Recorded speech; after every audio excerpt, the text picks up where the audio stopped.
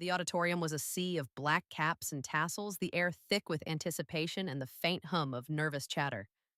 I stood at the edge of the stage, my gown too big, slipping off one shoulder, my hands clammy as I clutched the note card with my speech. The dean's voice boomed through the microphone, calling my name. Ava Morales, summa cum laude. And the crowd erupted in applause. I smiled. The kind of smile you practice in the mirror to hide the cracks in your heart, and scanned the rows for him. For Dad. The seat I'd reserved, third row, center, was empty. No familiar broad shoulders, no proud grin, no wave. Just a folded program on the chair, abandoned like an afterthought. I don't remember much of the speech I gave that day. Something about perseverance, about chasing dreams despite the odds. The words felt hollow, like they belonged to someone else. As I stepped off the stage, my best friend Marcy squeezed my hand, her eyes soft with understanding. She didn't say anything. She didn't need to. She'd been there through the late night calls when I'd hoped Dad would pick up, through the birthdays when I'd waited by the mailbox for a card that never came. Marcy knew the weight of that empty seat better than anyone. Southern California in June is relentless. Sun so bright it burns through your doubts, leaving them raw and exposed. I drove home that afternoon, my diploma on the passenger seat, the radio off. The silence was louder than any song could have been. My apartment was a shoebox on the edge of the city, where the urban sprawl met dusty lots and faded strip malls. The kind of place where ambition and desperation lived side by side, where you could smell tacos from the food truck down the street and hear the neighbor's TV through the walls. I sat on my thrift store couch, still in my graduation gown, and stared at the wall. A memory flickered.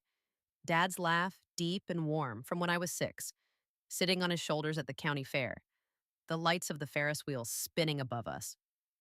"You're gonna do big things, Ava," he'd said, his voice full of certainty. I wondered when that man had disappeared, replaced by someone who couldn't even show up for the biggest day of my life. The months that followed were a blur of survival. I took a job at a community center teaching after-school programs to kids who reminded me too much of myself, hungry for someone to believe in them.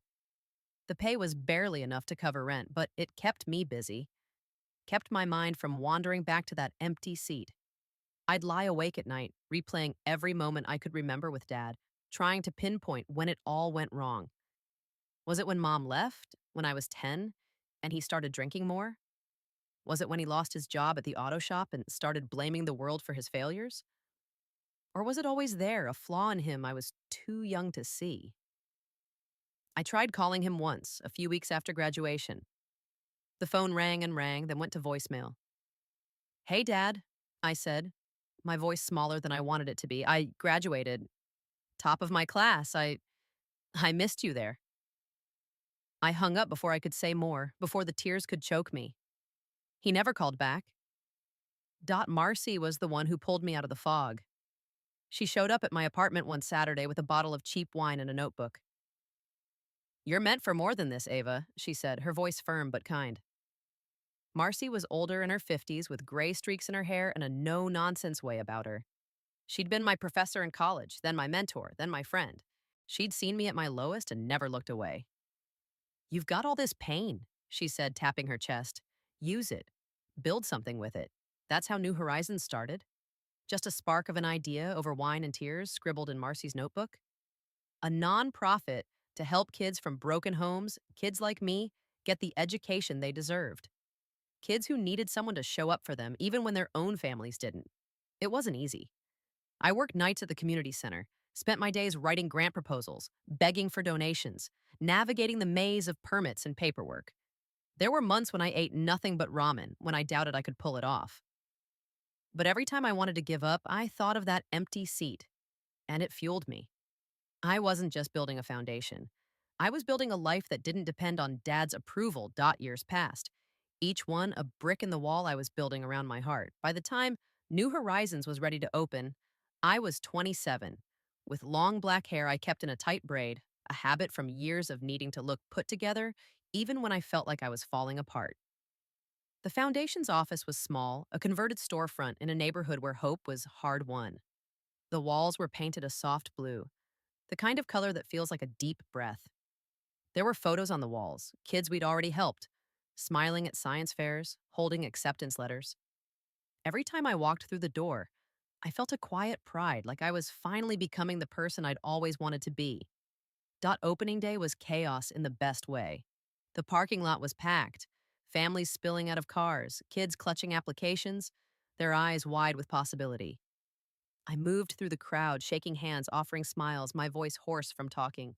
Marcy was there, her laughter cutting through the noise, her presence steadying me like always. My brother Miguel showed up too, his face a mix of pride and hesitation. He was 24, still loyal to Dad in a way I'd never understood. "He's been asking about you," Miguel said quietly when we had a moment alone. I didn't respond, just nodded and turned back to the crowd. I wasn't ready to hear it, Dot. And then I saw him, Dot. He was near the back of the line, his shoulders hunched, his jacket too big for his frame. Dad. Hector Morales. Older now, thinner, his hair gray and sparse. He held a crumpled application in his hands, his eyes fixed on the ground. For a moment, I couldn't breathe. The noise of the crowd faded, and it was just me and him, separated by a lifetime of hurt.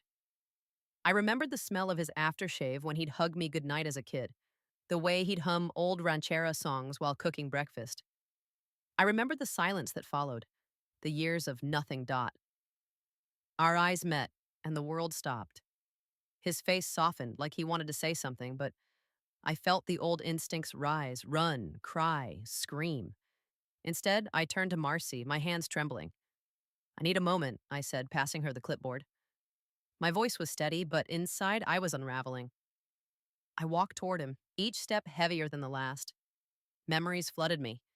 Missed birthdays, the Christmas he promised to visit but didn't, the way I'd sat by the phone after Mom left, waiting for him to call. He looked up as I approached, his mouth opening, but I raised a hand. "This isn't about you," I said, my voice low, firm. "Not anymore." His eyes widened just for a second, like he hadn't expected me to speak first. I saw the flicker of something. Guilt, maybe, or shame, but it was gone as fast as it came. He shifted his weight, the application crinkling in his hands, and for a moment, I thought he might turn and leave. Part of me wanted him to. It would have been easier, cleaner, to let him walk away and disappear into the crowd, into the past where he belonged. But he stayed, his gaze dropping to the pavement, and I realized I wasn't ready for what came next, whatever it was. I turned away, my heart pounding so hard I could feel it in my throat. The crowd was still buzzing, parents asking questions, kids clutching their paperwork like it was a lifeline. I caught Marcy's eye across the lot, and she gave me a small nod, the kind that said, "You've got this." I didn't feel like I did, but I moved back into the flow, shaking hands, answering questions, my smile a mask I'd perfected over years. Every few seconds, my eyes darted to him, still standing there, waiting his turn like any other applicant. It was surreal, seeing him in line for something I'd built, something born from the pieces he'd left behind. Dot. The sun was dipping low, painting the sky in shades of orange and pink, when I finally stepped inside the office to catch my breath. The air was cooler in here, the noise of the crowd muffled by the glass door. I sank into my chair, a secondhand thing with a wobbly leg, and stared at the framed quote on the wall. Asterisk, "You are not obligated to heal those who broke you." Marcy had given it to me when we first leased the space, her way of reminding me why I was doing this. I'd read it 100 times, but today, it felt like it was written just for this moment. A memory slipped in, uninvited. I was 9, maybe 10, sitting at the kitchen table with Dad, the one in our old house with the chipped yellow paint. He was teaching me how to balance a checkbook, his hands steady as he wrote numbers in his neat slanted script. "You gotta be smart, Ava," he'd said, tapping the pencil on the table. "The world doesn't give you anything for free." I'd hung on his every word, so proud to be trusted with something grown up. That was before Mom left, before the drinking, before the excuses, before I learned that the world wasn't the only thing that held back what you needed most. I shook the memory off, my hands curling into fists. I didn't want to feel that old ache, the one that came with remembering who he used to be. I stood and walked to the window, watching the crowd thin out as the evening settled in. He was still there, closer to the front of the line now, talking to one of my assistants, a young guy named Javier, who didn't know the weight of this moment. I saw Dad gesture with his hands, the way he always did when he was trying to charm someone, and my stomach twisted. Was he here for help? Or was he here to take something from me again?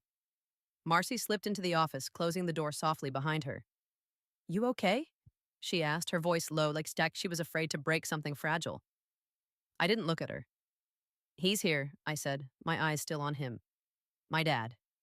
She didn't say anything right away, just stood beside me, her presence warm and steady. Finally, she said, "You don't owe him anything, Ava. Not a conversation, not a chance. Nothing." I know, I said, but the words felt heavy, like they were stuck in my throat. I did know, but knowing and feeling were two different things. Part of me wanted to march out there and demand answers. Why he'd left, why he'd stayed gone, why he thought he could show up now, holding a piece of paper like it could bridge the years between us. But another part, the part that had spent years building this place, this life, wanted to keep him at arm's length, to protect what I'd made from the chaos he always brought. "What do you want to do?" Marcy asked. I took a deep breath, the kind that steadies you when the ground feels like it's shifting. "Treat him like anyone else," I said. "He's an applicant. That's it." Marcy nodded, her hand resting briefly on my shoulder before she went back outside. I stayed by the window watching as Javier took Dad's application, his head nodding as he explained the next steps. Dad's face was unreadable, but his shoulders slumped a little, like he'd been hoping for something more. A conversation, maybe. A chance to explain. I didn't give it to him, Dot. The rest of the evening passed in a haze. I stayed busy, helping families, answering questions, signing forms. Every now and then I'd catch a glimpse of him, lingering near the edge of the lot, watching me. It wasn't until the last family left and the parking lot was empty that I let myself feel the weight of it all. I locked the office door, the click of the bolt loud in the quiet, and sat on the steps outside, the concrete still warm from the day's heat. The sky was a deep purple now, the stars just starting to show. I pulled my braid over my shoulder, running my fingers along its length, a nervous habit from childhood. Dot. Another memory came, softer this time. I was 7, sitting on the porch with Dad, eating popsicles that dripped red juice down our chins. He'd pointed at the stars, naming them Orion, Cassiopeia, like they were old friends. "You're like those stars, Ava," he'd said, "bright, even when the world's too dark to see you." I'd believed him then, believed I could be anything he saw in me. I wondered if he even remembered that night, or if it was just another moment he'd let slip away. My phone buzzed in my pocket, pulling me back to the present. A text from Miguel. Asterisk. "He says he's changed. He wants to talk. Should I tell him where you live?" I stared at the screen, my thumb hovering over the keyboard. Miguel had always been the one to keep the door open for Dad, to believe in second chances even when they never came. I envied him for it sometimes, for still having that kind of hope. But I couldn't afford it, not anymore. I typed back, asterisk no. If he really changed, he'll figure out how to fix what he broke without asking me to carry it. Dot asterisk, I hit send, and just as I did, my email pinged. I opened it, expecting another confirmation from a volunteer, but it was something else. A major grant offer for New Horizons, enough to fund us for the next 2 years. My breath caught, and a smile broke across my face. Small, but real. I leaned back against the steps, looking up at the stars, and for the first time that day, I felt steady. This was my future, right here, in the work I'd built, the lives I'd touch. Not in the past, not in the man who'd walked away, not. The stars above me felt like a quiet promise, their light steady despite the years of chaos I'd carried. I sat there on the steps a little longer, the grant email still open on my phone, its words blurring as my eyes stung with unshed tears. Not tears of sadness, not exactly, but something deeper. A release, maybe, of the weight I'd been holding since that empty seat at graduation. I tucked my phone away and stood, brushing the dust off my jeans. The night air was cool now, carrying the faint scent of jasmine from a neighbor's yard, and I let it fill my lungs, grounding me. Dot. Inside the office, I flipped on the desk lamp, its soft glow spilling across the cluttered desk. Piles of applications, a half-empty coffee mug, a photo of me and Marcy at the groundbreaking ceremony, both of us covered in dirt and grinning like kids. I sat down and opened the grant email again, reading it slowly this time, letting the reality sink in. 2 years of funding, 2 years to grow New Horizons, to reach more kids, to build something that could outlast me. It wasn't just money, it was proof that I'd done something right, that I'd turned my pain into something real, something that mattered. But even as I smiled, my mind wandered back to him, to Dad. I could still see him standing in that line and his hands clutching that application, his face a mix of hope and defeat. I hated how much it stirred me, how it made me question things I thought I'd settled long ago. I didn't want to care. I'd spent years teaching myself not to, building walls so high I thought nothing could get through. And yet, here I was, wondering why he'd come, what he wanted, whether there was any part of the man I'd loved still left in him. A memory flickered, sharp and vivid. I was 12, sitting in the passenger seat of Dad's old pickup, the one with the cracked dashboard and the radio that only played staticky country songs.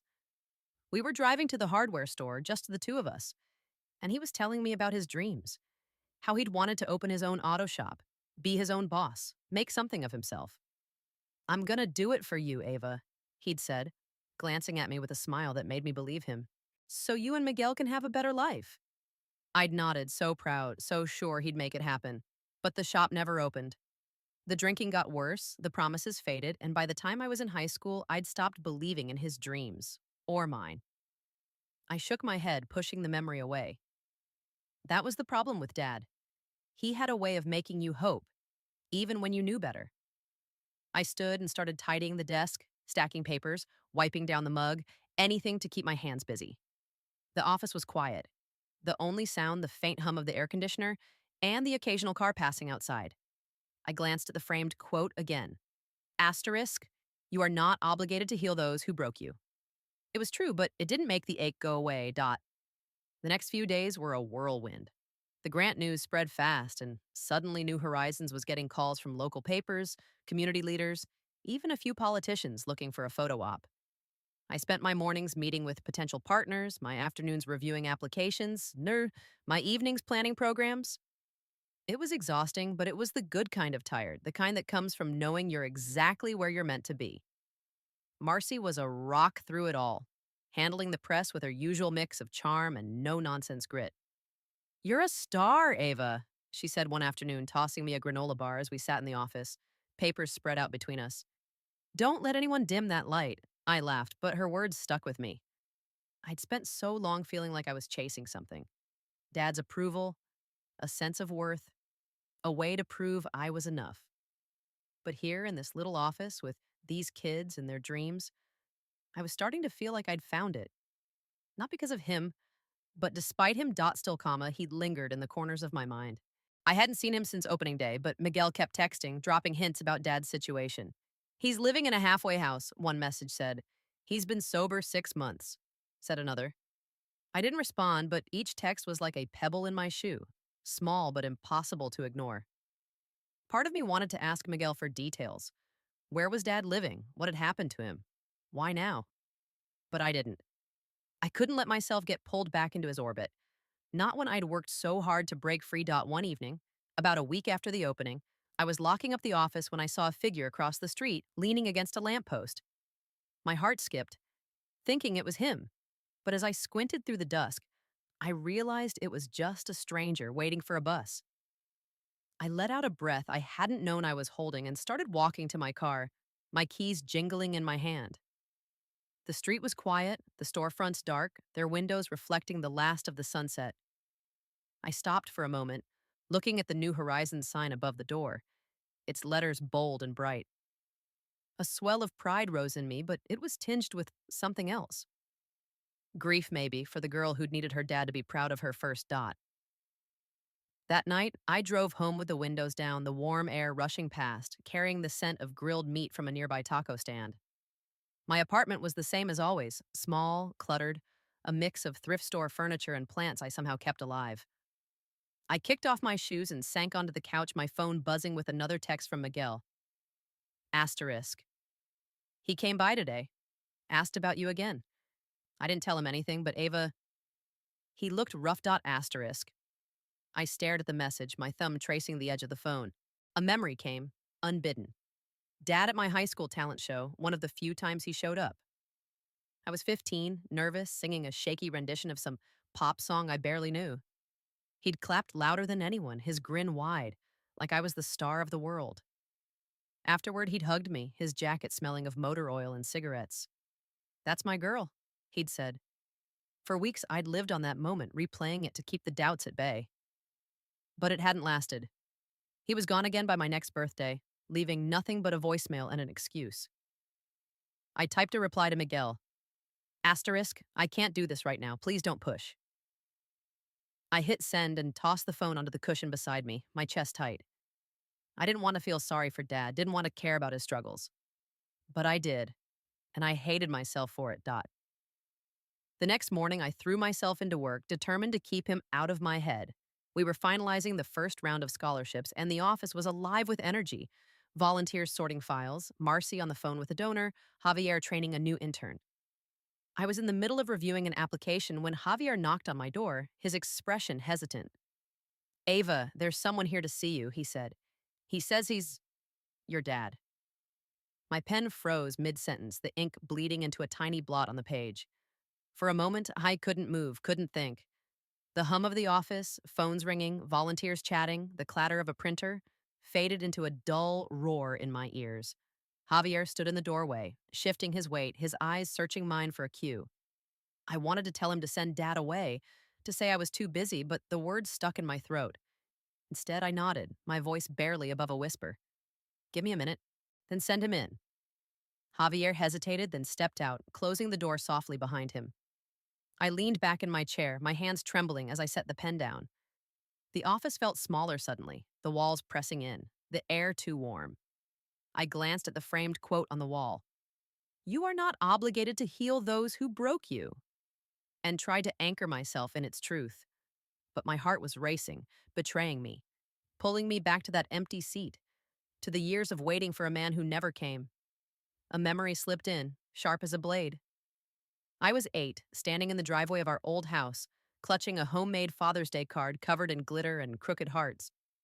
Dad was late as usual, his truck rattling up the street just as the sun dipped below the horizon. I'd run to him, holding out the card, my smile so wide it hurt. He'd taken it, ruffled my hair, and promised to read it later. But I found it weeks afterward, crumpled in the glove box of his truck, the glitter smeared, the words unread. I'd cried that night, quietly, so Miguel wouldn't hear. It was the first time I realized love could hurt more than hate. The door opened, and there he was. Dad. Hector Morales. He looked older than he had on opening day, his face etched with lines I didn't remember, his eyes sunken but still sharp, like they could see right through me. His jacket was the same worn one, hanging loose on his frame, and his hands fidgeted at his sides, like he wasn't sure what to do with them. He didn't smile, didn't speak, just stood there, waiting for me to set the terms. I stood, smoothing my blouse, my braid falling over one shoulder. My voice came out steadier than I felt. What do you want, Dad? He flinched just a little. At the word asterisk, Dad asterisk, like it was heavier than he'd expected. Ava, he said, his voice rough like he hadn't used it in a while. I just wanted to see you, to talk. I didn't move, didn't offer him a seat. The space between us felt like a canyon, one I'd spent years digging. You had 27 years to talk, I said, my words measured, each one a stone I'd carried too long. Why now? He looked down, his hands twisting together. I know I messed up, he said. I know I wasn't there, but I'm trying, Ava. I'm sober now. I'm trying to be better. The words hit me like a wave, stirring up things I'd buried deep. I wanted to believe him, wanted to think he could change, but I'd heard versions of this before, promises made in the heat of guilt, broken as soon as the moment passed. I crossed my arms, leaning against the desk, my fingers gripping the edge to keep me steady. You're here for the program, I said, nodding toward the application he'd submitted. That's fine, we'll review it like any other, but don't come in here acting like this is about me. His face fell, and for a moment I saw the man he used to be, the one who'd carried me on his shoulders, who'd promised me the world. But that man was a ghost, and I wasn't a little girl anymore. Ava, please, he said, taking a step forward. I don't expect you to forgive me. I want a chance to make it right. I held up a hand, stopping him. You don't get to decide what asterisk right asterisk looks like, I said, my voice low but firm. Not after everything. You want to make it right? Start by respecting what I've built here. This place, these kids, they're my family now. You don't get to walk in and claim a piece of that. He stood there, silent, his shoulders sagging. I saw the weight of my words settle on him, and part of me wanted to take them back, to soften the edges, but I didn't. I couldn't. I'd spent too long carrying his absence, letting it shape me, define me. I wasn't going to let it pull me under again. Javier will let you know about your application, I said, turning toward the desk, my hands shaking as I picked up a stack of papers. You can go now. He didn't move right away, and for a moment, I thought he might argue, might push, but he didn't. He just nodded, a small, defeated gesture, and walked out, the door clicking shut behind him. The silence that followed was deafening, and I sank into my chair, my breath coming in shallow bursts. I pressed my hands to my face, willing the tears to stay back, but they came anyway, hot and silent, dripping onto the desk dot. Another memory surfaced, softer this time. I was 5, curled up on the couch with Dad, watching some old Western on TV. He'd draped a blanket over us, his arm warm around my shoulders, and I'd felt so safe, like nothing in the world could touch me. "You're my best girl, Ava," he'd whispered, kissing the top of my head. I'd fallen asleep to the sound of his heartbeat, believing that was forever. I wiped my eyes, forcing myself to breathe. The office was still, the lamp casting long shadows across the walls. I looked at the stack of applications, each one a story, a dream, a kid who needed someone to believe in them. This was my purpose, my anchor, not him. Not anymore, Dot. The rest of the day passed in a blur. I threw myself into work, reviewing files, meeting with volunteers, planning the next phase of the program. Marcy checked on me once, her eyes soft with concern, but I waved her off with a smile. "I'm fine," I said. And for the first time, I almost believed it, Dot. That evening, as I locked up, I noticed a small envelope tucked under the door. My name was scrawled on it in Dad's familiar handwriting, the same slanted script from that checkbook lesson years ago. My heart thudded as I picked it up, my fingers hesitating before tearing it open. Inside was a single sheet of paper, folded once with a short note. "Ava, I'm sorry. I know it's not enough, but I'm trying. I'm proud of you, always was. If you ever want to talk, I'm here." Dad asterisk. I stood there, the note trembling in my hands, the words blurring as my eyes filled again. Part of me wanted to crumple it, to toss it into the trash and keep moving forward. But another part, the part that still remembered his laugh, his hugs, his promises, wanted to hold on just for a moment. I folded the note and slipped it into my pocket, not ready to decide what it meant, Dot. As I drove home, the city lights streaking past, I felt a shift inside me, subtle but real. The pain was still there, but it wasn't the only thing anymore. I'd built something stronger, something mine, and maybe, just maybe, that was enough, Dot. The note stayed in my pocket for days, its weight a quiet presence I couldn't ignore. I didn't read it again, didn't need to. The words were burned into my mind, simple but heavy, like stones dropped into still water. I carried it with me through the blur of meetings, volunteer trainings, and late-night planning sessions, feeling it crinkle against my thigh every time I moved. Part of me wanted to throw it away, to let it disappear into the trash along with the years of hurt. But I didn't. I wasn't sure why dot work had kept me grounded.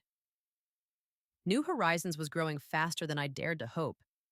The grant money opening doors I hadn't even known existed. We hired 2 new staff members, a counselor to support the kids emotionally and a program coordinator to streamline applications. The office was alive with purpose, every day a mix of chaos and progress. I'd catch myself smiling as I watched a teenager clutch their acceptance letter, eyes wide with disbelief. Or when a parent hugged me, tears streaming, thanking me for giving their kid a chance. These moments were my fuel, proof that I was building something bigger than my own pain, Dot. But Dad's note was a shadow, always there, tugging at the edges of my thoughts.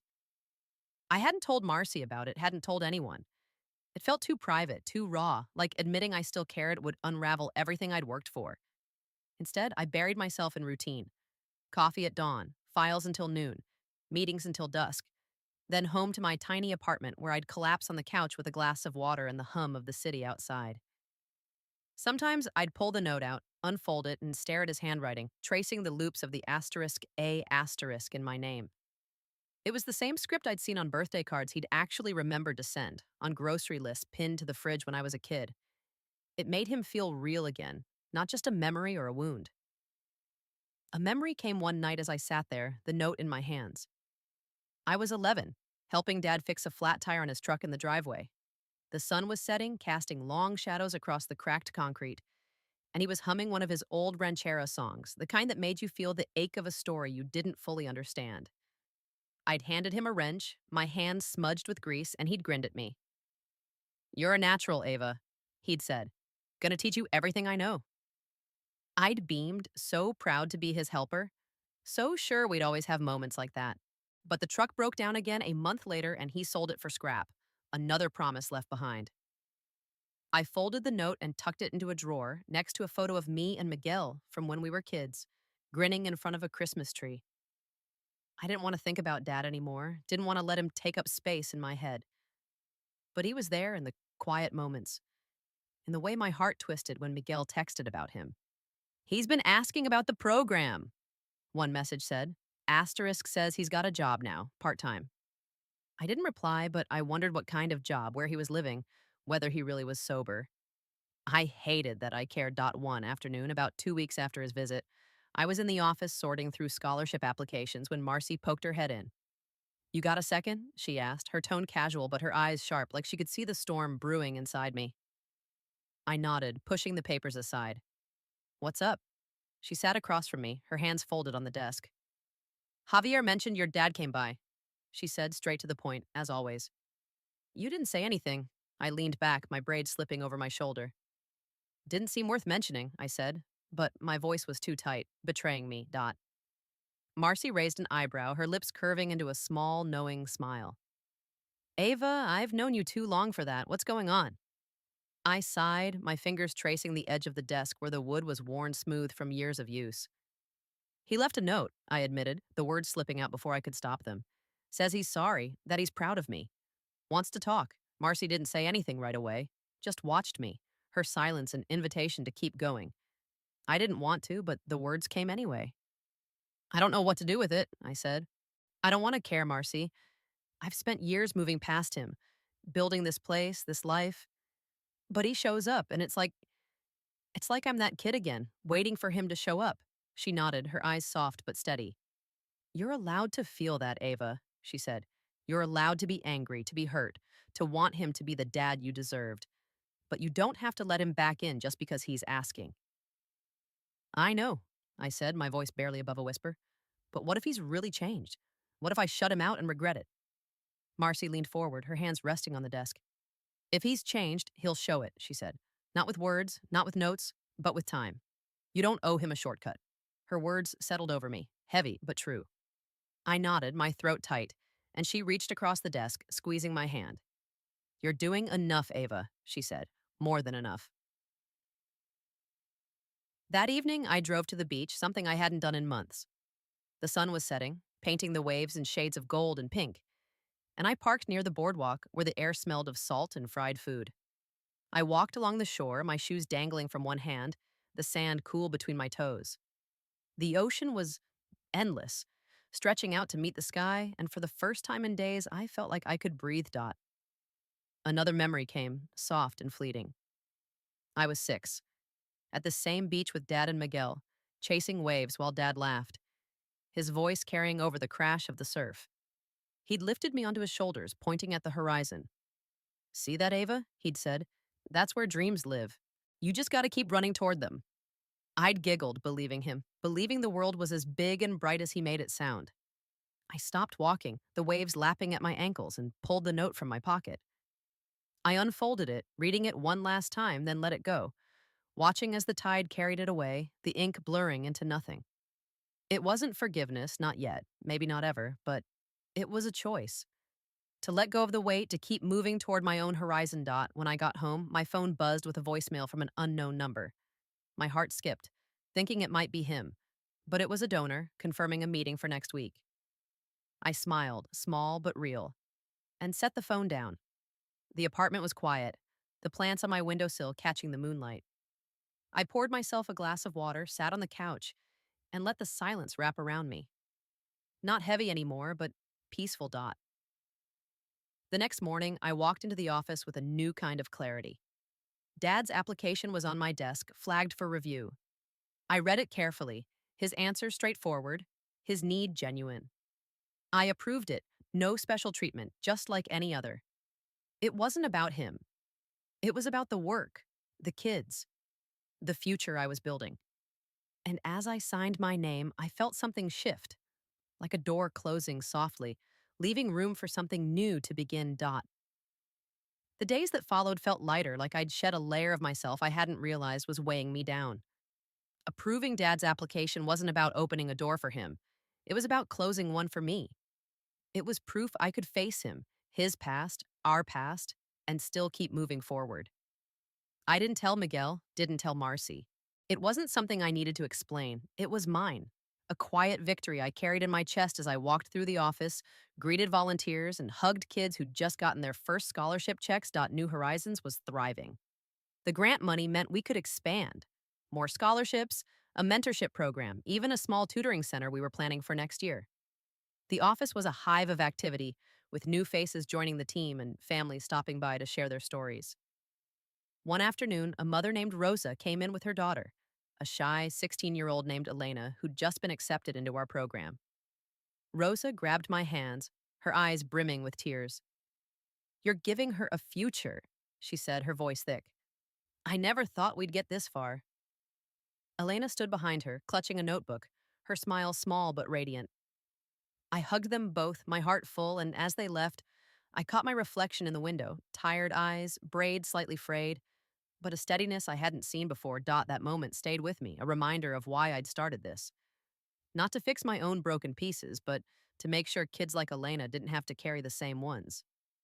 Still, Dad lingered in the background, a question I hadn't fully answered. I hadn't seen him since he'd come to the office, hadn't heard from him beyond Miguel's occasional texts. "He's working at a warehouse," one said. Asterisk says he's saving up to move out of the halfway house. I read them, then set my phone down, unsure what to feel. Part of me was glad he was trying, but another part, the part that still remembered the empty seat, didn't trust it. A memory slipped in one evening as I was watering my plants, the soft patter of water hitting the soil. I was 13, sitting on the couch with Dad, both of us quiet after one of his fights with Mom. She'd stormed out, the door slamming behind her, and I'd sat there, scared to move, scared to make it worse. Dad had looked at me, his eyes red, and said, "You're stronger than me, Ava. Don't ever forget that." I hadn't known what he meant then, hadn't understood the weight of his words, but now, years later, I wondered if he'd seen something in me even then, a resilience he knew he lacked. I shook the memory off, setting the watering can down. The apartment was dim, the only light coming from a lamp in the corner, casting soft shadows across the walls. I sank onto the couch, my hands resting on my knees, and thought about the note I'd let the ocean take. Letting it go had felt right, but it hadn't erased the questions. Was he really changing? Did it matter?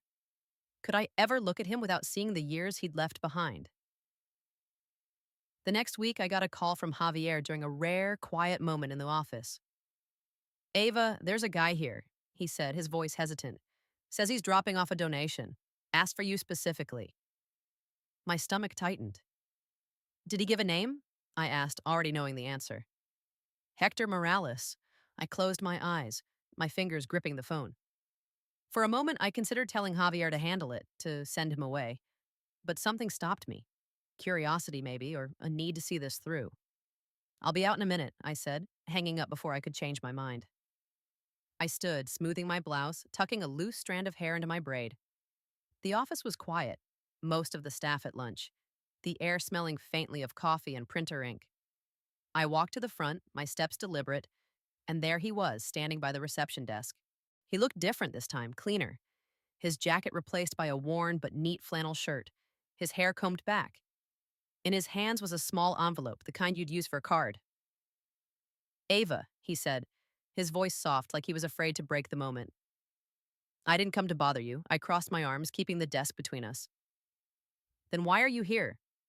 My tone was even, but my heart was pounding, a mix of anger and something softer I didn't want to name. He held out the envelope, his hands steady. "It's not much," he said. "Just what I could put together, for the program, for what you're doing here." I didn't take it right away, just looked at him, searching his face for the man who'd left, the man who'd stayed gone. His eyes met mine, and for the first time, I saw something new. Regret, yes, but also a quiet determination. Like he was trying to prove something, not just to me, but to himself. Why? I asked, my voice barely above a whisper dot. He swallowed, his throat working. Because I see what you've built, he said. And I know I had no part in it, but I want to, even if it's just this. The words hung between us, heavy and raw. I took the envelope, my fingers brushing his for a split second, and the contact sent a jolt through me, a memory of his hand holding mine when I was small, crossing the street to get ice cream. I looked down at the envelope, my name written on it in his familiar script, and felt a crack in the wall I'd built. I can't promise you anything, I said, looking up at him. Not forgiveness, not a relationship, nothing. He nodded, his face tight but accepting. I know, he said. I'm not asking you to. Just keep doing what you're doing, Ava. It's good. It's real. He turned to go and I let him, watching as he walked out into the sunlight, his shadow stretching long across the pavement. I stood there for a moment, the envelope in my hands, my chest tight with a mix of grief and relief. When I opened it, there was a check inside. $50, a small amount, but I knew what it must have cost him. Tucked behind it was a note, just one line. I'm trying to be the man you deserve. Asterisk. I folded the note and slipped it into my pocket, not ready to decide what it meant. But as I walked back to my desk, the weight of it felt different. Not heavy, but grounding, like a stone I could choose to carry or set down. That evening, I sat on my balcony, a rare luxury in my cramped apartment, and watched the city lights flicker to life. The air was warm, carrying the scent of grilled onions from the food truck down the street. I thought about Elena, about Rosa, about the kids who'd walk through our doors tomorrow, next week, next year. I thought about Dad, too, and the man he might be trying to become. And for the first time, I felt a quiet peace. Not in knowing the answers, but in knowing I didn't need them to keep going, Nate. The city lights shimmered below my balcony, a patchwork of dreams and struggles woven into the night. I leaned against the railing, the metal cool under my palms, and let the sounds of the street, car horns, distant laughter, the hum of life, wash over me. The note from Dad was still in my pocket, its words echoing in my mind. I'm trying to be the man you deserved. I didn't know if I believed him, didn't know if it mattered, but for the first time, I felt like I could hold that uncertainty without it breaking me. The next few weeks were a whirlwind of growth for New Horizons. The grant money was a game changer, letting us dream bigger than we ever had. We leased a second office space a few blocks away, a small but sunny room we planned to turn into the tutoring center. Marcy and I spent late nights sketching out plans, debating curriculum, imagining a place where kids could come after school, sit at tables with snacks and books, and feel safe. I'd catch her watching me sometimes, a proud smile tugging at her lips, and I'd roll my eyes, embarrassed but warmed by it. You're building a legacy, Ava, she said once, as we sat on the floor of the new space, surrounded by paint cans and blueprints. I didn't respond, but her words settled deep. A quiet truth I was starting to believe. The kids kept me grounded. There was Elena, who'd started coming by after school to help with filing, her shy smile growing bolder each day. There was Jamal, a lanky 17-year-old who'd won a scholarship to a coding boot camp and kept sending me excited emails about his projects.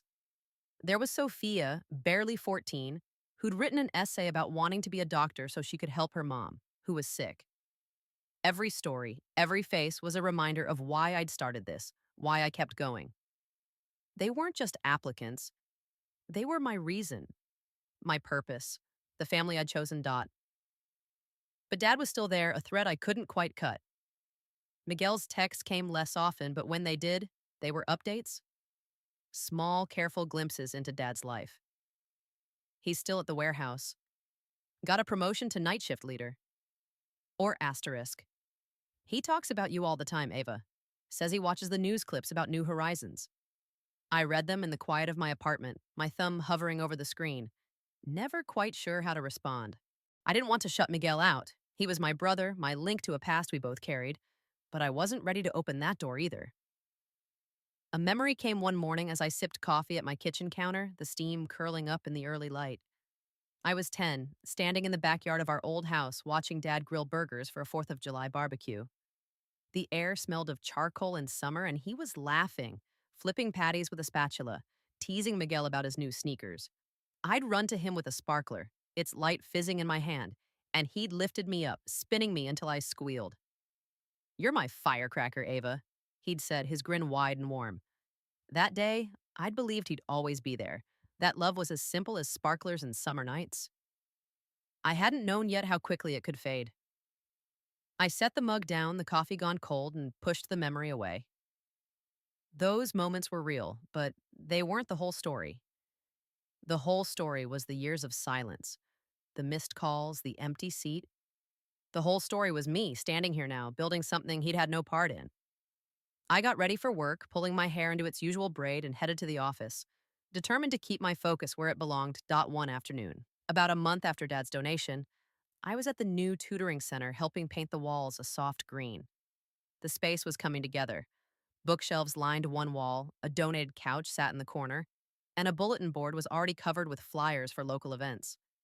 I was on a ladder, paint speckling my jeans, when Javier called from the main office.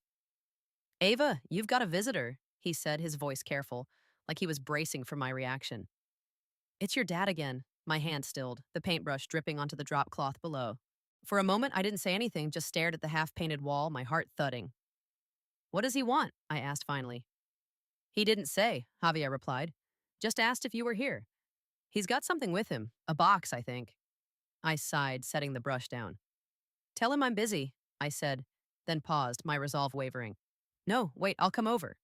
I wiped my hands on a rag, my mind racing as I drove the short distance to the main office. Why was he back? What was in the box? Was this another gesture? Another attempt to wedge himself into my life? By the time I pulled into the parking lot, my nerves were frayed, but I forced myself to walk in with my head high, my expression calm. He was standing near the reception desk holding a small cardboard box, his flannel shirt tucked in, his posture straighter than I'd seen before. He looked up as I approached, and his face softened, but he didn't smile and didn't push. "Ava," he said, his voice low. "I won't take long." I stopped a few feet away, my arms crossed. "What's this about?" I asked, nodding toward the box. He hesitated, then held it out. "It's for the kids," he said. "Some books, a few notebooks. Stuff I found at a thrift store. I thought maybe they could use it." I took the box, my fingers brushing the worn cardboard, and set it on the desk. Inside were a dozen or so books, science textbooks, a few novels, a dog-eared dictionary, along with a stack of spiral notebooks, their covers faded but unused. It wasn't much, but it was thoughtful, deliberate, like he'd spent time choosing each one. I looked up at him, searching his face for an agenda, but all I saw was a quiet hope, tempered by the knowledge that he might not get what he wanted. "Why are you doing this?" I asked, my voice softer than I meant it to be. He shifted, his hands slipping into his pockets. "Because I see you," he said. "I see what you're doing for these kids, how you're giving them what I couldn't give you. I don't deserve to be part of it, Ava, but I want to help, even if it's just this." His words hit me harder than I expected, stirring a mix of anger and grief I thought I'd buried. I wanted to tell him it was too late, that he didn't get to show up now and play the hero, but I didn't. Instead, I nodded, my throat tight. "We'll use them," I said. "Thank you." He nodded back, a small, grateful gesture, and turned to go. As he walked out, I watched him, the way his shoulders hunched slightly, the way the sunlight caught the gray in his hair. Another memory flickered. I was 7, riding my bike for the first time without training wheels. Dad running beside me, his hands ready to catch me if I fell. "You've got it, Ava!" he'd shouted, his voice full of pride. I'd pedaled faster, trusting him, believing he'd always be there. I shook my head, pushing the memory away, and carried the box to my office. As I set it down, I felt a shift, subtle but real.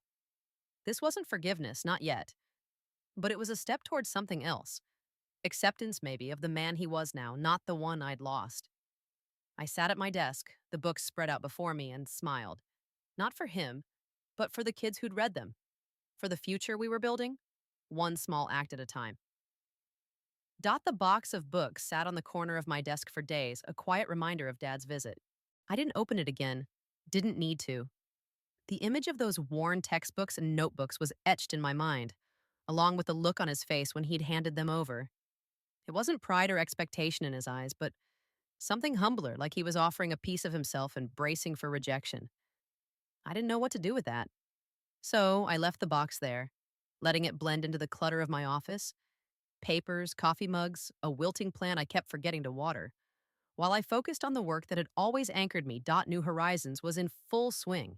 The tutoring center now open and buzzing with kids after school. I'd walk through the new space sometimes, watching them hunched over books or laughing with tutors, and feel a swell of something close to joy. Elena was there most days, her notebook filled with neat handwriting, her confidence growing with every session. Jamal had started mentoring younger kids, showing them how to code simple games on donated laptops. Sophia, the aspiring doctor, had taped a photo of her mom to her binder, a quiet promise to keep going. These kids were my heart, my proof that pain could be transformed into something beautiful. But even as I poured myself into the work, Dad's presence lingered, like a song I couldn't stop humming. Miguel's texts kept coming, each one a small update that chipped away at my resolve to stay distant. He's been volunteering at a community center, one said. Asterisk, helping with their literacy program. Another, asterisk. He keeps your news articles in a scrapbook, says you're changing the world.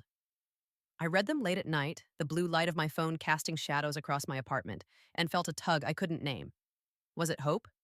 Pity? Or just the stubborn love of a kid who'd never stopped wanting her dad? A memory surfaced one evening as I was locking up the tutoring center, the sky a deep indigo streaked with clouds. I was 9, sitting on the porch with Dad, eating watermelon slices that dripped juice down my chin. He'd been telling me about his childhood, how he'd grown up picking fruit in the fields, dreaming of a better life. I wanted to be somebody, Ava, he'd said, his voice soft, his eyes far away. For you and Miguel, I still do. I'd believed him, my heart swelling with the idea that he could be anything, that we could be anything together, but the fields had left their mark on him and the dreams had slipped through his fingers, replaced by bottles and excuses. I shook my head, the memory fading as I climbed into my car. The street was quiet, the neon signs of nearby shops flickering to life. I drove home with the windows down, the warm air carrying the scent of jasmine and grilled meat, and tried to focus on the present, the kids, the center, the life I'd built. But Dad was there, in the quiet spaces, in the weight of the note I'd kept in my drawer, the one I hadn't thrown away. About a month after the book donation, I got an email from an unfamiliar address. The subject line was simple, asterisk, thank you. My heart skipped as I opened it, half expecting it to be from him. It was dot asterisk. Ava, asterisk, asterisk. I don't know if you'll read this, but I need to say it. Thank you for letting me see what you've built. I know I don't deserve to be proud of you, but I am. Every day. I'm working on myself, trying to be better. Not for you to take me back, but because you showed me what's possible. The books were small, I know, but they're a start. I'll keep helping where I can. No pressure, no expectations. Just wanted you to know dot asterisk, asterisk, Hector asterisk. I stared at the screen, my coffee growing cold on the desk. The words were simple, but they hit me like a wave, stirring up feelings I thought I'd buried. I wanted to be angry, to dismiss it as another empty gesture, but I couldn't. There was a sincerity in it, a humility I hadn't seen in him before. I closed the laptop and leaned back in my chair, the office quiet except for the hum of the air conditioner. A memory flickered. I was 6, sitting on Dad's lap at the kitchen table, drawing pictures while he read the paper. He'd kissed the top of my head, his beard scratchy, and said, "You're gonna be a star, Ava." I'd giggled, believing him, believing we'd always have that. I didn't reply to the email, but I didn't delete it either. It sat in my inbox, a small but persistent presence like the books on my desk, like the note in my drawer. I threw myself into work, hoping it would drown out the questions. Was he really changing? Could I trust it? Did I want to? One Saturday, I was at the tutoring center, helping set up for a family open house. The room was alive with color. Streamers hung from the ceiling, tables covered with snacks and flyers, kids running around with balloons. Marcy was there, laughing as she handed out cookies, and Miguel showed up, surprising me with a rare visit. He looked good, his hair longer, his smile easier than I'd seen in a while. We stood in the corner watching the chaos, and he nudged my shoulder. You did this, Ava, he said. All of it. I smiled, but my eyes caught on a figure outside, standing across the street. It was Dad, his hands in his pockets, watching through the window. He didn't come in, didn't wave, just stood there like he was taking in the scene from a distance he knew he'd earned. Miguel followed my gaze, his expression softening. He's been coming to these things, he said quietly. Not to bother you, just to see. I didn't say anything, my throat tight. I watched Dad for a moment, the way he lingered, then turned and walked away, his shadow blending into the dusk. Another memory came, soft and fleeting. I was 5, holding Dad's hand at the park, my fingers sticky from cotton candy. He'd pointed at a kite soaring above us, its colors bright against the sky. That's you, Ava, he'd said, always flying higher. I'd laughed, tugging his hand, believing I could be anything as long as he was there.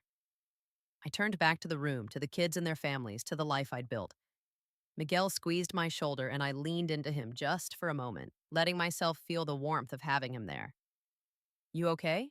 He asked. Yeah, I said and meant it. I'm okay.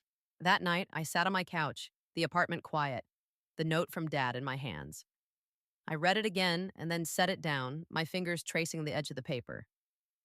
I didn't know what the future held for us, if there was a future at all, but I knew this. I wasn't that girl waiting for him anymore. I was Ava Morales, builder of dreams, keeper of promises. And that was enough, Dot.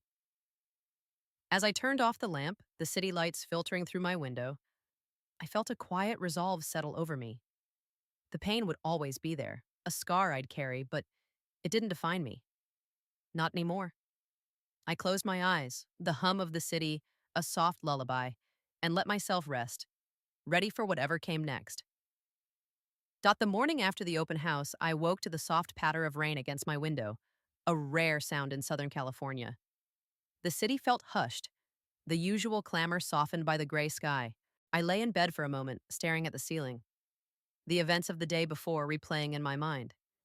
Elena's laughter as she handed out flyers, Miguel's quiet support, and Dad, standing across the street watching from a distance. His presence hadn't disrupted the day, hadn't pulled me under like I'd feared.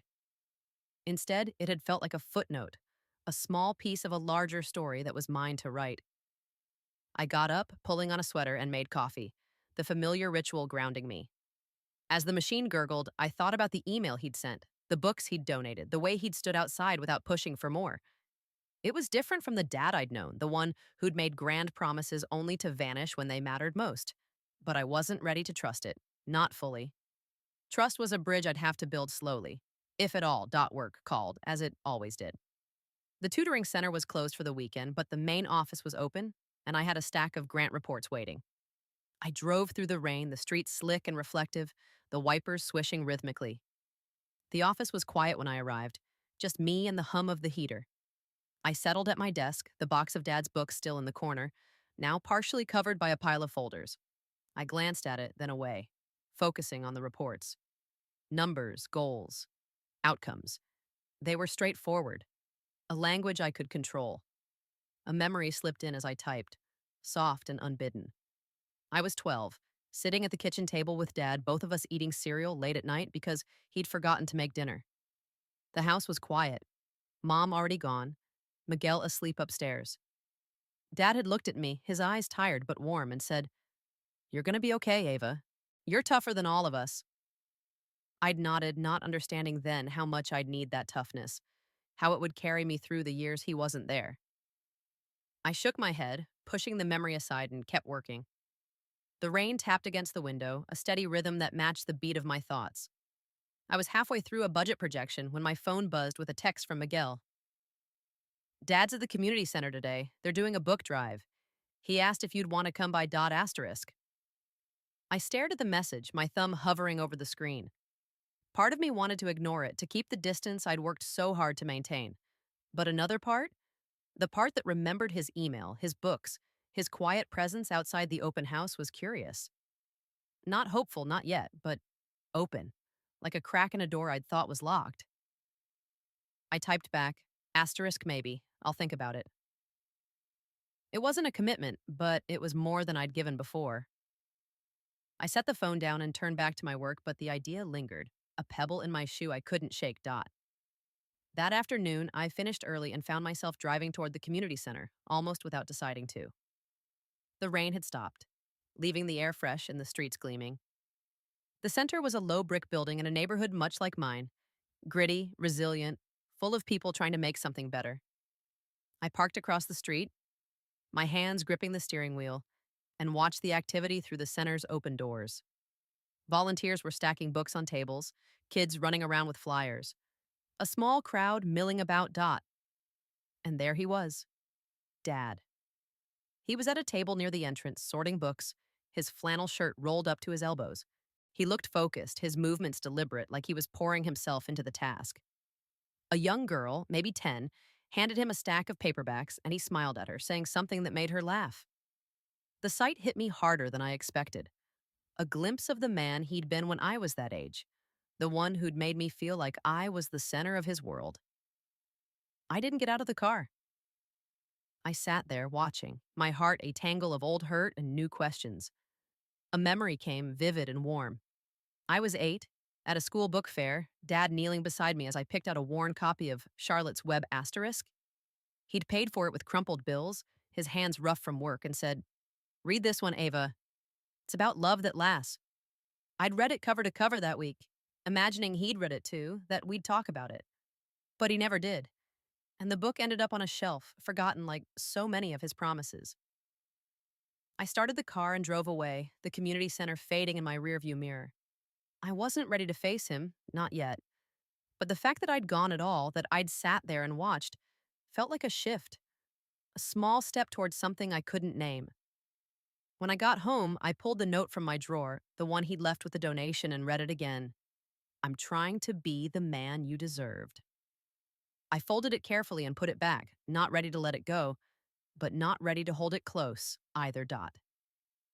The next few weeks were a blur of progress. The tutoring center was a hit, with more kids signing up than we'd expected. We started a weekend workshop series teaching life skills like budgeting and college applications, and I found myself teaching a session on resilience, sharing pieces of my story without naming Dad. The kids listened, their eyes wide, and afterward, Elena hugged me, whispering, "You're like a superhero." I laughed, but her words stayed with me, a reminder that my scars were also my strength. Dot Miguel came by one evening, bringing takeout from our favorite taco truck. We sat in the office, the desk pushed aside, eating al pastor tacos and laughing about old times. Silly fights over the TV remote, the time we'd tried to bake a cake and set off the smoke alarm. It felt good, easy, like the best parts of our childhood. But as we cleaned up, he brought up Dad, his voice careful. "He's still at the center," he said. "He's been asking if you got his email." I nodded, wiping my hands on a napkin. "I did," I said. I don't know what to say." Miguel looked at me, his eyes soft but searching. "You don't have to say anything," he said. "But he's trying, Ava. More than I've ever seen." I didn't respond, just nodded, my throat tight. After he left, I sat at my desk, the office dark except for the glow of my lamp. I opened my laptop and stared at Dad's email, the cursor blinking in the reply box. My fingers hovered over the keys, 1,000 words fighting to get out. Anger, hurt, hope, fear. In the end, I typed just one line. Asterisk, "I see you trying. Keep going. Asterisk." I hit send before I could second guess myself, then closed the laptop, my heart pounding. It wasn't forgiveness, not yet, but it was an acknowledgement, a crack in the wall I'd built. As I locked up and stepped into the cool night, the stars bright above the city, I felt a quiet strength settle over me. I was Ava Morales, daughter of a man who'd failed me, but also the woman who'd built a life from the pieces he'd left behind. And that, I knew, was my truest victory. Dot. The night air was crisp as I stepped out of the office, the stars piercing the dark sky like tiny promises. My email to Dad, "I see you trying.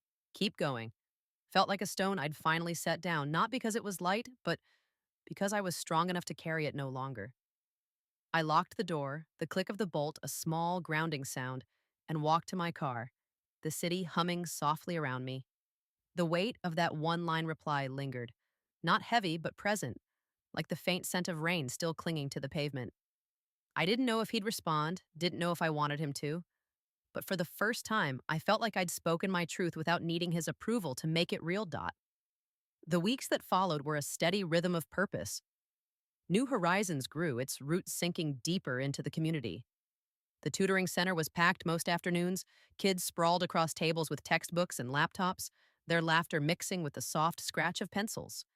Elena had started a study group, her quiet confidence a mirror of the girl I'd been, hungry for someone to believe in her. Jamal was designing a website for the program, his enthusiasm infectious, while Sophia had begun shadowing a nurse at a local clinic, her dream of becoming a doctor no longer just a wish, but a path. I moved through it all: meetings, grant proposals, late night planning, with a clarity I hadn't known before. The pain of Dad's absence was still there, a scar I'd always carry, but it no longer defined me. I was building something bigger, something that would outlast the hurt dot. Miguel kept me updated on Dad, though I didn't ask for it. His texts were short, careful, like he was testing the waters. He's still volunteering. Got a certificate for completing a sobriety program. Or asterisk. He showed me a picture of you from the news, says he cries when he sees it. I read them in the quiet of my apartment, the words stirring a mix of emotions I couldn't untangle. I didn't reply to most, but I didn't stop Miguel either. Part of me needed to know, not because I was ready to let Dad back in, but because I was learning to live with the complexity of loving someone who'd failed me. A memory came one morning as I stood at my kitchen counter, slicing oranges for breakfast, the sharp citrus scent filling the air. I was 7, sitting on the counter in our old house, watching Dad make pancakes, his hands quick and sure as he flipped them. He'd grinned at me, a smear of flour on his cheek, and said, "You're my sous chef, Ava. We're a team." I'd giggled, swinging my legs, so proud to be his partner. That was before the drinking, before the fights, before the silence. I set the knife down, the orange half finished, and let the memory linger, not fighting it like I used to. It was part of me, just like the pain, just like the strength I'd found one chilly December evening. About 3 months after my email, I was at the tutoring center, helping decorate for a holiday party. The kids had strung fairy lights across the ceiling, their glow softening the room, and a small tree stood in the corner, adorned with paper ornaments they'd made. Marcy was there, handing out hot cocoa, her laughter warm as ever, and Miguel had promised to stop by with tamales from his favorite spot. The air smelled of pine and chocolate, and I felt a quiet joy, the kind that comes from knowing you're exactly where you're meant to be. I was taping a snowflake to the window when Javier called from the main office. "Ava, your dad's here," he said, his voice low like he was bracing for my reaction. "He's got something for you, says it's important." My heart thudded, the tape slipping from my fingers. I glanced at the kids, their faces lit by the lights, and took a deep breath. "Tell him I'll be there in 10, I said, hanging up before I could change my mind. I told Marcy I'd be back soon, her eyes soft with understanding, and drove to the office, the streets quiet under a blanket of dusk dot. He was waiting outside, standing under the streetlight, his breath visible in the cold air. He held a small package wrapped in plain brown paper, and his face was a mix of hope and fear, like he knew this moment could break him. I parked and stepped out, my coat pulled tight, my braid tucked under a scarf. "Dad," I said, my voice steady but not unkind. "What's this?" He held out the package, his hands trembling slightly. "It's for you," he said. "Not for the program, just for you." I took it, the paper crinkling under my fingers, and looked at him, searching for the man who'd left, the man who was trying to return. His eyes met mine, and I saw the weight of his regret, heavy but not performative. "Can I explain?" he asked, his voice barely above a whisper. I nodded, not trusting my voice, and leaned against my car, the metal cold through my coat. He took a breath, his words slow, deliberate. "I've been sober 8 months," he said. "Got a steady job now, moved into a small place. I'm not here to ask for anything, Ava. I know I lost that right. But I've been thinking about you every day, about all the times I wasn't there. This," he nodded at the package, "it's not enough. Nothing will be. But it's what I can do." I looked down at the package, my fingers tracing its edges, and felt a memory rise. I was 5, unwrapping a Christmas gift from Dad, a tiny music box that played a lullaby. He'd watched me open it, his smile wide, and I'd played it every night until it broke years later when he was already gone. I didn't open the package, not yet, just held it, letting his words settle. I don't know if I can forgive you, I said finally, my voice soft but firm. Not now, maybe not ever. But I see you trying. That matters. His face crumpled just for a moment before he nodded, his eyes shining. That's more than I deserve, he said. Thank you, Ava. He turned to go, and I let him, watching as he walked into the dark, his shadow fading under the streetlights. I stood there, the package in my hands, my chest tight with a mix of grief and release. When I got back to the tutoring center, the party was in full swing. Kids singing off key, Marcy dancing with Sophia, Miguel arriving with a steaming tray of tamales. I slipped the package into my bag and joined them, laughing, my heart full. Despite the ache dot later, alone in my apartment, I opened the package. Inside was a small leather journal, its pages blank, and a note tucked in the cover. Asterisk? For your dreams, Ava. You've always been brighter than I could ever be. Dad. I ran my fingers over the leather, its texture soft and worn, and felt tears prick my eyes. Not for him, not exactly, but for the girl I'd been, the woman I'd become, the life I'd built from the pieces he'd left. Dad's life moved forward, I learned through Miguel. He stayed sober, kept his job, volunteered when he could. He didn't push for more, didn't show up unannounced, but he sent occasional emails, updates on his work, a photo of a book drive, always ending with, I'm still trying. I didn't always reply, but I read them. Each one a small bridge between us, fragile but real. His consequences were quiet but profound, living with the knowledge that he'd lost me, not to anger, but to my own strength.